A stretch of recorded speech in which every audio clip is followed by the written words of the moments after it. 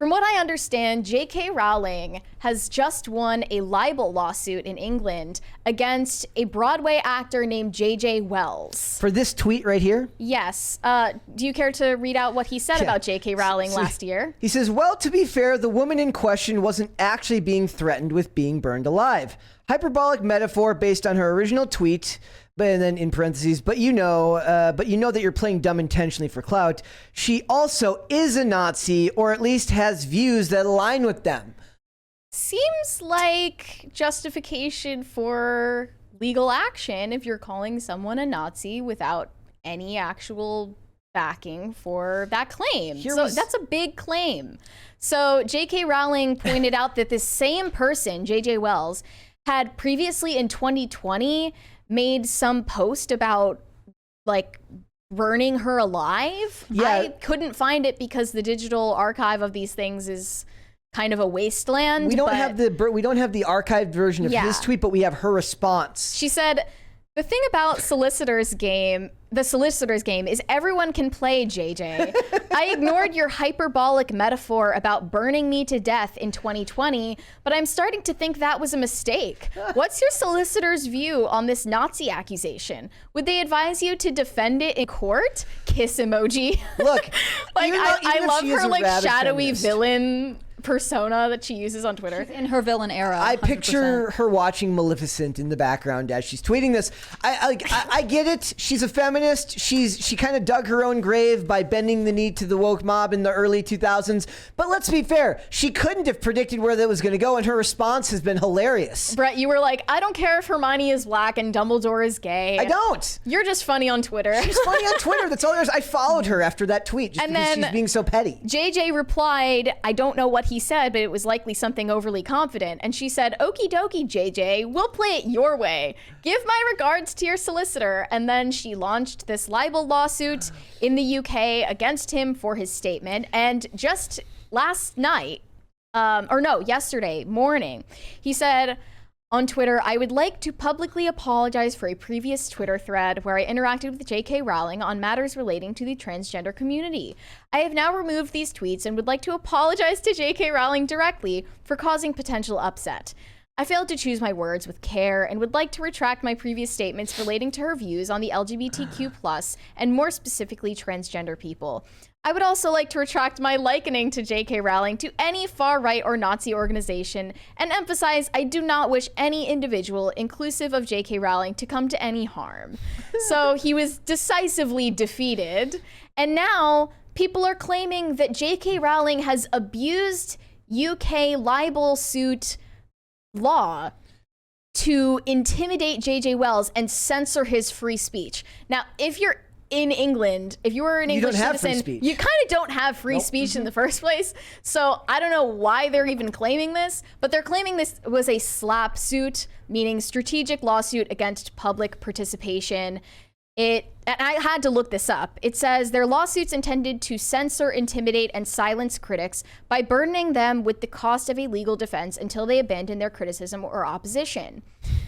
So now people are saying like, this seems like a cynical apology. And I'm like, yeah, it's a cynical apology because he was forced to post it. Yeah, it's part of their settlement that he has to post this. I bet he's not allowed to take it down. I've known some people who you have to post your apology on Twitter and also post it in the paper so that if anyone ever looks you up, it can there's like multiple sources of the paper trail. I don't even know if I think he should have had to apologize, but his personality is just so annoying that I can't help but laugh. I mean, if you just look at his profile picture, you know exactly what type of person this is. Yeah, of course. That's why it's funny. This is a Broadway actor and a drag queen. Jazz hands enthusiast is in his Jazz hands enthusiast. Twitter bio.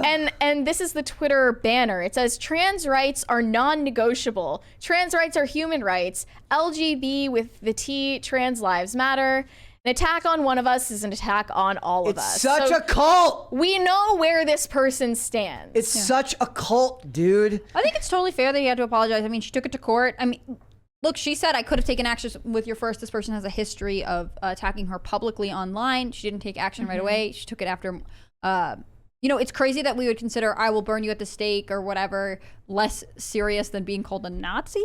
But yeah, and that's what J.K. Rowling's point is all the time. Like, these people seem to wish violence on women a lot. They do. It's kind of suspicious, right? Also, I think it's fair to use the court system to defend yourself, right? Like, libel law, especially in the US, is difficult to prove or win when you're a public figure. And if the court sided with her, we should note that is that's actually worth keeping in mind, because it doesn't happen all the time, especially for someone who's already famous.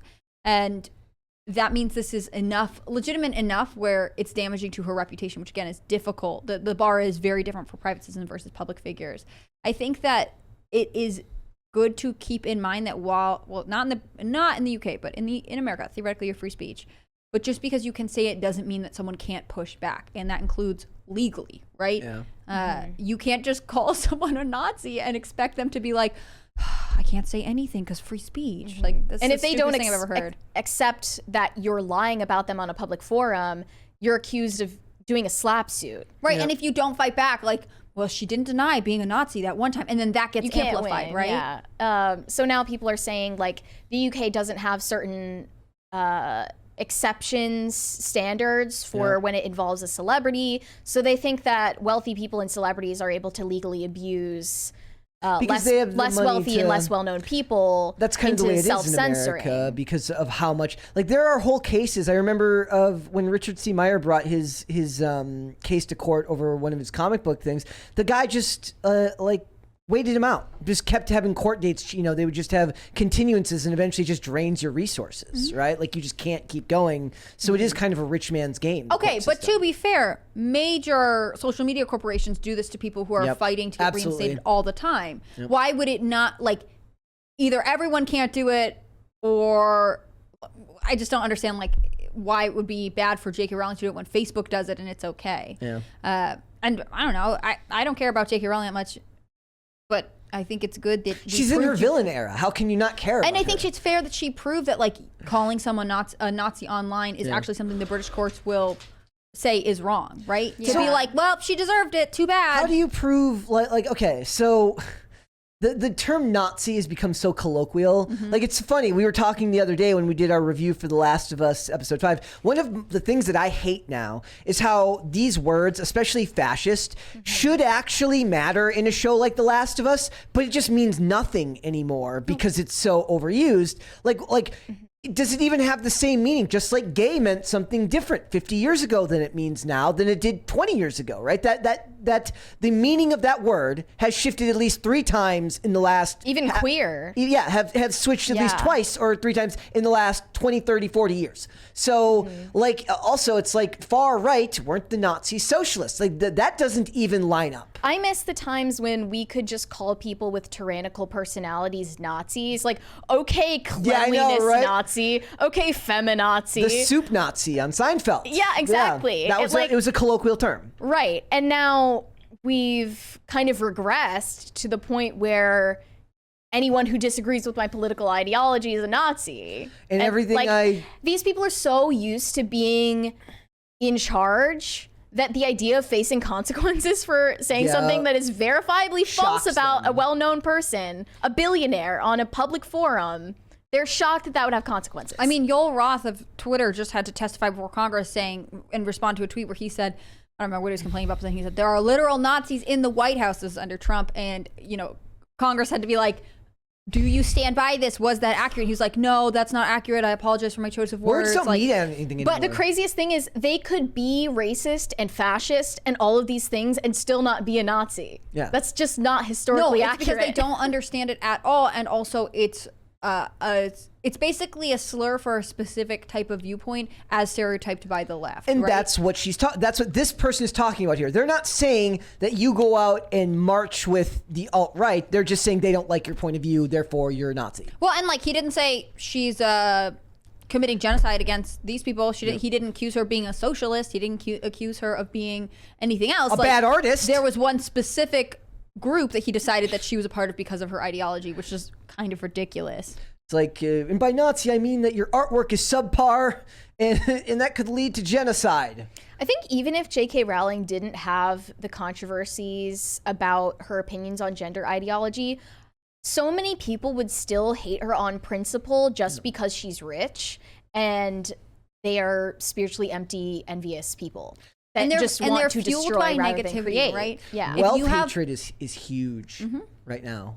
Like, I mean, it has been for a long time as the wealth gap grows, but it's the envy, the culture of envy we live in. I think if you can point out the most negative take, then you win, right? Yeah. And so being able to say, I strongly, there are people in JJ Wells' circle who are like, the courts are terrible for siding against you. You were right to say those things about J.K. Rowling. Like, even if he was forced to put out this apology to make the legal battle stop, I don't think that he actually sees the errors of his ways. No, he right? absolutely does not. And so in some ways, this is just entering into public record that, and I think there are public figures who have to do this, saying like, I have been accused and given this label, and so therefore I need to formally show that I don't accept it by taking it to court and pushing back, no matter how the court sides. And unfortunately, that puts the burden of proving that you are not this claim onto the people who are not the ones gathering evidence, right? He's saying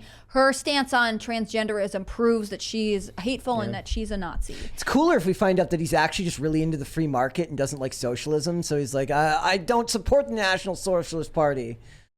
Wait, what? The Nazis, right? That was the... Oh. Yeah.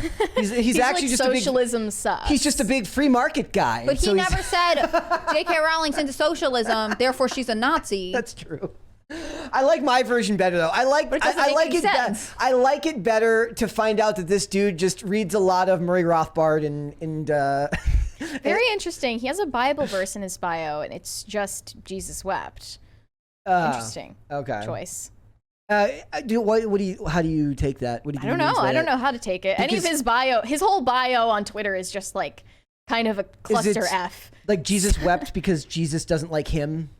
No, who knows? It's probably like Jesus wept because we aren't nice to LGBTQ, whatever. Of course. All right. I'm being totally serious. There are a lot of churches that are like explain like Jesus would be mad because we're not inclusive of people and whatever else. I'm always willing to dunk on progressive Christianity. Thanks for watching. Listen to full episodes of Pop Culture Crisis on Spotify. Keep up with us on social media and make sure you subscribe and ring that bell so you never miss the show. Bye, guys.